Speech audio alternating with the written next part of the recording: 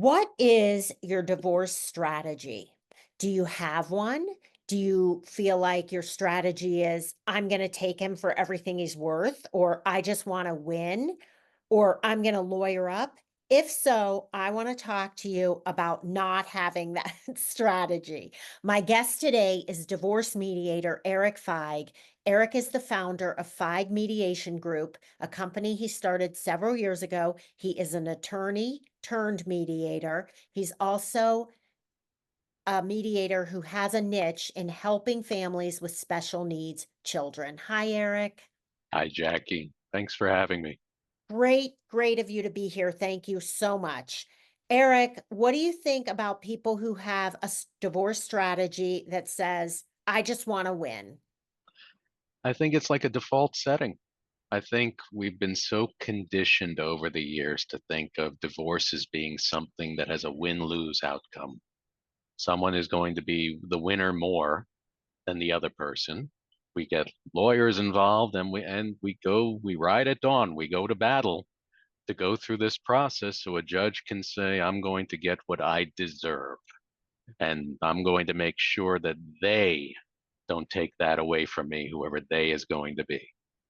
I think that is not the only option. It's a big part of why I do what I do.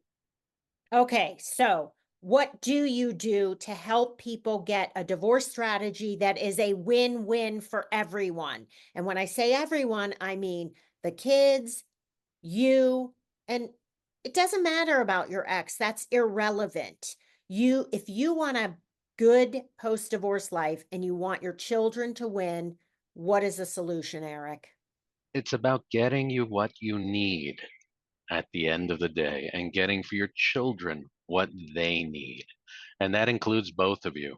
When you're parents, you're going to be parents now, you're going to be parents after the divorce is complete and you are apart. That doesn't end. And from where your kids are sitting, you are always going to be their parents.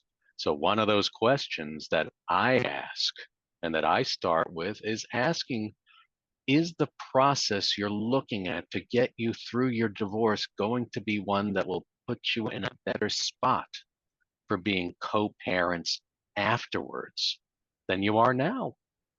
So Eric is talking about mediation. Now, if you're listening to this and you're thinking, there's no way, we're too much in a fight, we have all this anger and resentment, we can't even be in the same room together, keep listening because Eric has mediated cases when people have felt that way.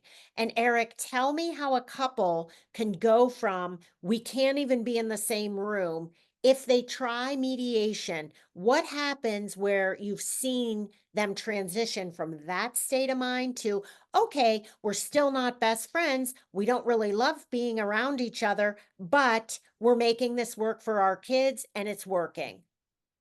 The question is, can you function together, regardless of how you feel? How many times, Jackie, in let's say our work lives, we have to work with people that we don't particularly like, we don't particularly get along with, but we make it work because we have to. In mediation, one of the really powerful things about mediation is you can shift from that pattern where you're just fighting about things to problem solving, to finding solutions, answers that you both can say yes to. And when the kids are involved, doing it in a way where the kids' needs are front and center. So it takes some of that competitiveness. I'm going to win or you're going to win, and turns it into how do we all get what we need at the end of the day and get to something we can all stand behind. And when people walk out of mediation, this is what I want to tell everyone. When you walk out of mediation and it's over and you have a settlement, tell me if I'm right, Eric. You're not going to feel like, oh my gosh, I got the best deal. I really screwed him. You're also not going to feel like, oh my gosh, I really got screwed. I got a terrible deal. It's somewhere in between. It's like, I got what I needed. I got my big things that I really wanted, but I had to give up some stuff too. And I know I could live with that, and you can too. What do you think? I tell families that I work with that nothing happens in mediation unless everybody says yes. Sometimes that means you're finding an answer that's somewhere between what you're both coming to the table with, so to speak. You have your idea, they have their idea. You put them on the table and you look at it and you say, okay, do we find something in the middle? Or sometimes, with the help of a mediator, you can open up the what if or where do we want to go question to ideas that aren't between your starting points. There might be something that's off to the side that you never would have thought of together if you hadn't gone through the exercise of being able to do it together. So that's what you're learning in mediation. If you want to think about it that way, you're learning to solve problems again together, and you're getting rid of that tug of war of I win or you win and who wins more. Okay, now you just hit on something that I think is so important. A lot of people who are watching this are thinking, well, I just want to get through my divorce. I need to get away from this guy. I just need this to be over. But what people don't realize is that mediation is teaching you a way to co parent, a way to communicate for the rest of your lives. And Eric, don't you feel like people are really short term focused when they're getting divorced? And that if they're willing to think about the long term, they're going to be better off both in the short term and the long term. It's not an either or.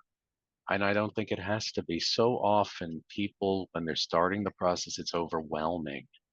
It is. You feel like everything is on fire.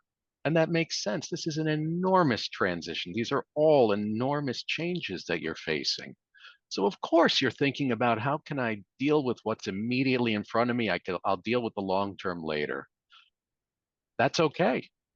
What mediation does, it helps you identify sometimes what you need to deal with in front of you immediately and gives you the space to breathe and step back so that you can also, and I say also, it's not or, you can also think about the medium term and the longer term. I think all of those are important and they might not all happen at the same time. People come to mediation sometimes at the very beginning of their process. Sometimes they do it while other processes are going on. And mediation goes alongside and helps to get things on track.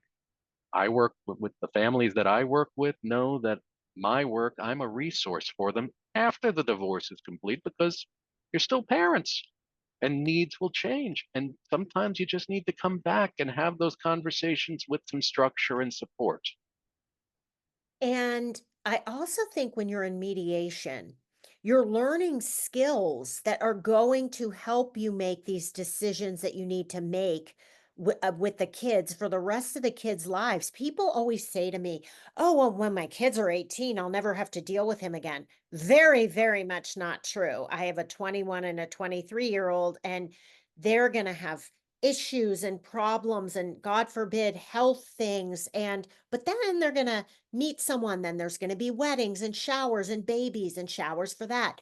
You are not going to be out of your ex's life probably forever.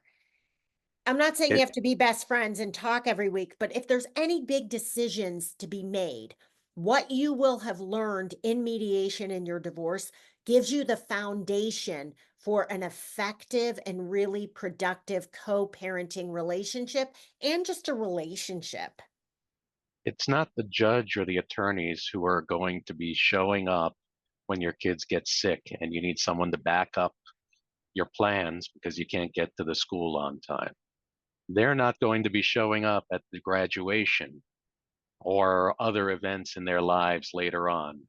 If you're able to set up that foundation and then build on it, like I said, mediation can be one of those things that you come back to.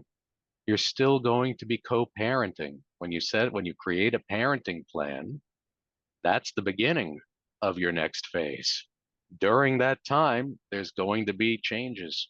The plan you make today for your, let's say, 7-year-old probably will look different for what your 13-year-old needs or your 16-year-old when they're starting to think about driving. And you both need to be on at least some kind of a same page about how to approach that. So there's lots of issues that come up and lots of opportunities, not just to align with each other, but also to say, how do we bridge the gap because we're thinking of things differently?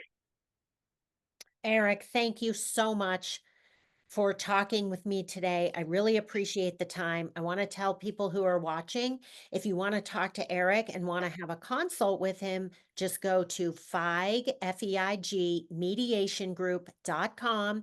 You can also find Eric in the trusted professional section of Divorced Girls Smiling.